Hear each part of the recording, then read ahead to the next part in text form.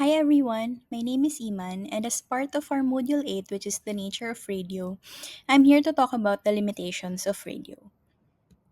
So here's our discussion outline. So first, we'll go over again what radio is as a form of mass media. Then we go into some of the known or identified limitations of radio as a medium. Finally, we reflect on the role of radio and development communication and how we as DevCom professionals can use radio to our advantage even given these limitations. So first, what's radio? Radio involves the process by which messages are sent through electromagnetic waves.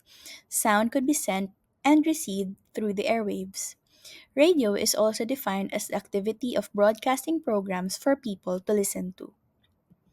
In the Philippines, radio is old. It goes all the way back in the 1920s.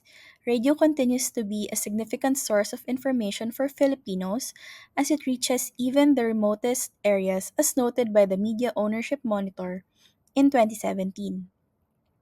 More recent data from Pulse Asia in 2021 show that it is still the second most used medium in the country. The CIA World Factbook pegs the number of radio stations in the country at about 1,200 as of 2015. However, 2016 data from the NTC puts the number at around 1,500, around 400 AM stations and 1,000 FM stations. More Filipinos listen to the FM stations primarily for music, while AM stations, on the other hand, put emphasis on news and public affairs and public services. Radio today has also evolved with the times. It's now more interactive. Since many radio shows are also streamed on social media, this allows listeners to interact with the radio host and submit their comments. Before we go deeper into the limitations of radio, I also wanted to discuss media codes, since it will be mentioned often in the discussion.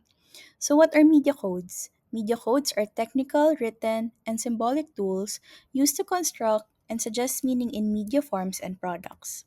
Media codes include the use of camera, acting, setting, editing, visual composition for visual media, typography, text, and graphics for printed media. For radio, media codes that are often used are speech, music, sounds, and silence. This will be discussed in detail by other reporters of Module 8. So, with that out of the way, let's now go to the limitations of radio. Our reference material lists six limitations, but this is not exhaustive. So, to run down, the limits of radio is that it lacks personal contact, it lacks permanence and has no visuals, it has difficulty putting messages in context. Radio does not hold the listener's full attention, and radio can suffer from interference. So let's now go through each limitation one by one. So, first, radio lacks personal contact. Unlike printed materials, radio is impersonal in that it is a one way communication medium.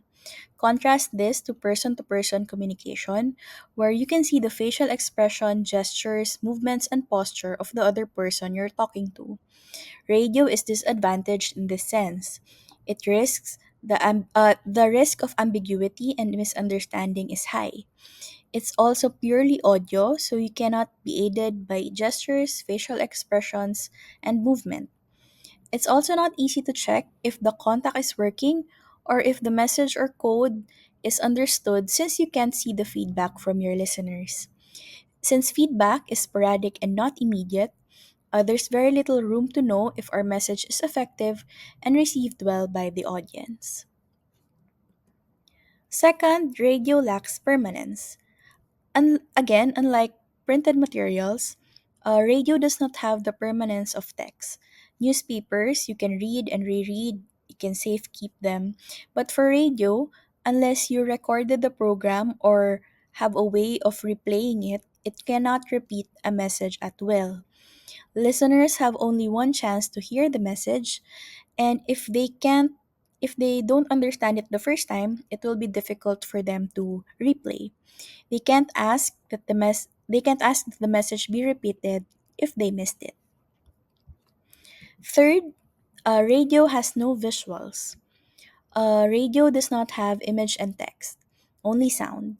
So, more often than not, unless you follow like teleradio or radio streaming with video, listeners cannot see the sender or the broadcaster or the radio host.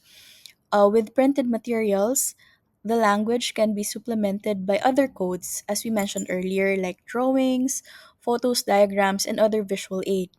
But for radio, listeners only have auditory codes such as speech, music, sound, and silence. Thus, the possibility of being misunderstood or of complete communication failure is high. This early, we can say that to use radio effectively, much effort has to be expended to compensate for the lack of visuals. The next is radio has difficulty with context. So there are two contexts that need to be considered here. First, there's the context to which the message refers, a context most interpersonal communication can take for granted. The relationship of the message with other messages, with the situation of the sender and receiver, have to be established. Thus, physical objects or processes, for instance, which are normally self evident or are clear once we read it on print, have to be described in radio. The second context is the context of the message itself. The surrounding messages or programs which help the listener to make sense of what they hear. In radio, we use signposting to establish context, and we use sound effects and music to indicate a shape or structure to establish um, the context in lieu of visual aid. The next limitation is that radio does not hold the listener's full attention. So the blindness of radio, quote unquote, leaves the listeners free to perform other activities while listening. So this way, a radio becomes a secondary medium. Since the audience is only half listening, they can perform other activities. But without their full attention, the message can be missed, ignored, or misunderstood. And finally, radio can suffer from interference. So, what leaves the studio is not necessarily what is heard by the listener because of noise. So, signals from other stations, environmental noise, sound distortion, fading signal, and faulty radio transmission can affect the quality of what's being heard by the audience. So, given all that we know now about the limits of radio, is it still a valuable medium for DevCom? The answer is yes. Radio is a powerful medium. By understanding its constraints and limitations, we can devise creative and innovative ways to adapt. We can maximize its impact by leveraging its strength in other areas like its portability, its mass reach, and how we can tailor fit our message for our audience. So I end with a quote from UNESCO from last February for World Radio Day. Radio is a powerful medium for celebrating humanity in all its diversity and constitutes a platform for democratic discourse. At the global level, radio remains the most widely consumed medium. This unique ability to reach out the widest audience means radio can shape a society's experience of diversity, stand as an arena for all voices to speak out, be represented, and heard. I hope this is something we can reflect on, especially as DevCom professionals. Radio is not dead, and its influence and wide reach today is proof of that. So for our discussion points, I wanted to ask the class two things. Given all that we know now about the limits of radio, how is it still a valuable medium for DevCom? And second, with the rise of new media, how can radio adapt and continue to quote, shape society's experience of diversity, stand as an arena for all voices to speak out, be represented, and heard, as mentioned by UNESCO in their message?